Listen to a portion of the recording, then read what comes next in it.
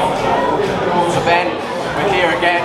Feels like history's repeating itself. I believe we got to the Thursday of fight week last time. So, you know, your fingers crossed it's going as planned as usual, but big fight, right?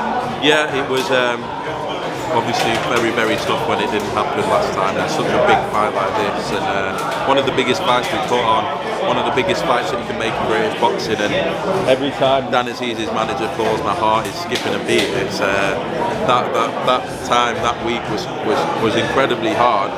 Have to thank Josh and Dan for being so professional that we get the fight that we wanted to see. I think there's more spice to it now. I think there's more frustration between the fighters. I think both the fighters, there's a desperation and then there's a nervousness. You know, I think it's a must-win, especially Dan at his stage of his career.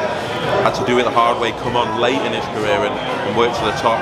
Now sees his name in lights, and Buatsi has so much pressure on this fight. You know, the expectations since Rio and the inactivity, and people say he's not quite done what he should have, but he's still one of the most talented fighters that we have in this country, and he want to prove that on Saturday night, and there's so much to it.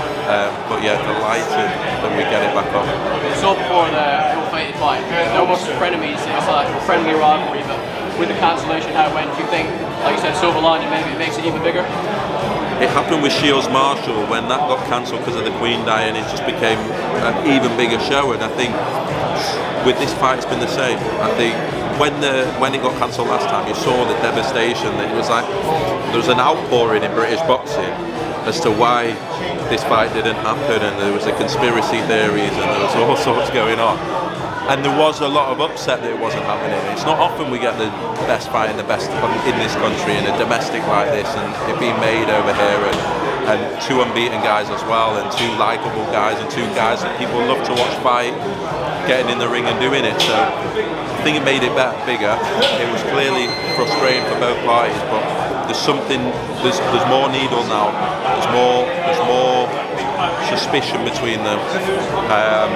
Dan Azeez will feel like Buatsi's always had everything, and I know that is something in the back of his mind, that he wants to prove a point, and he wants to prove a point for all the fighters that don't have it easy, and that, not to say anyone has it easy in this game, but that had to really fight for everything they've got, and that's what he believes he's representing on Saturday night.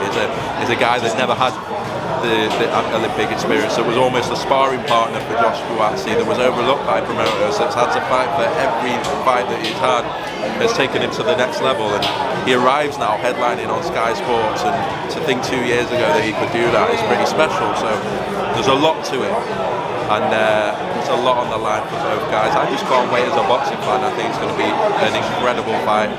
I think Dan Azeez is going to really fight on the front foot, and that's when we see the best Joshua Butasi as well. So yeah, looking forward to it. You mentioned the conspiracy. I remember back then in October, Azeez was very annoyed, comments that he heard made, and then Buatsi saying, was he really or not? You feel like people were angry, they never went into this one because of how that went? Oh, for sure. Both of them are. Buatsi's frustrated that his career has been further delayed and yet further delayed again, and the frustration just builds up, and the inactivity just builds up. So and he's got suspicion between Dan's fuming that anyone would ever question his professional integrity, and as you said, all that went on as well was, I think Dan had a couple of very dark days. You know, for the first time, he's one of the most popular fighters in Britain. He's someone that everyone seems to love in this sport, and rightfully so. He was being questioned, and the one thing that he loves is boxing, and he doesn't cut corners. So there's definitely a point to prove both sides, and yeah, Dan is ready. Joshua Butasi is ready. They both had great camps, and they're both focused on Saturday night.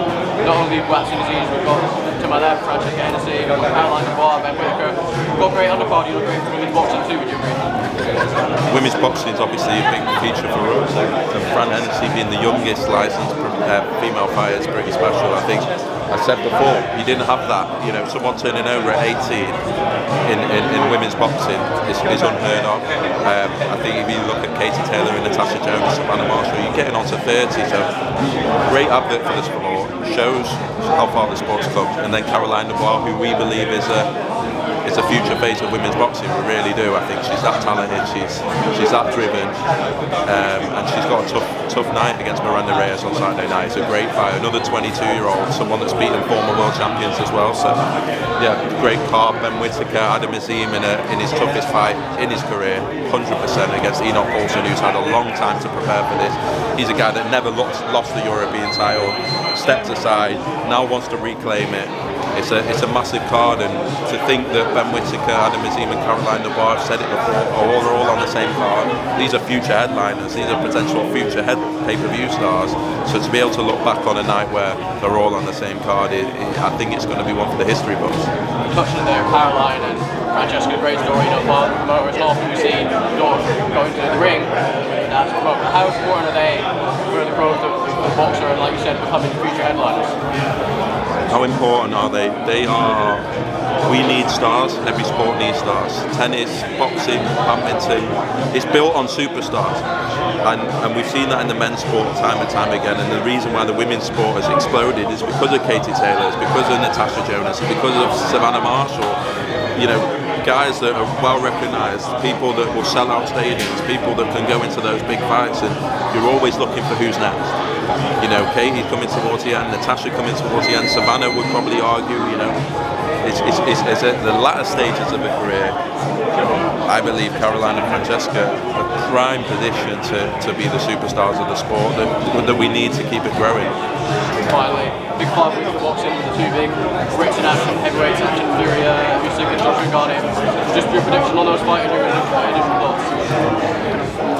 I've always thought Fury wins that fight. I think a lot of people might be doubting him now because of the Ngannou fight. I think that's wrong. I think it actually makes him even more switched on and even more ready for this. So I think him, and then I actually expect Anthony Joshua to do a job in Ngannou. I think he looks brilliant since he's teamed up with Ben Davison. I think his confidence is back, and I actually think it's a perfect fight for him. I think Ngannou's had his shock factor. He stuck it on Tyson Fury. Yes, he can be dangerous, but you'd expect switched on Joshua to be too much, and hopefully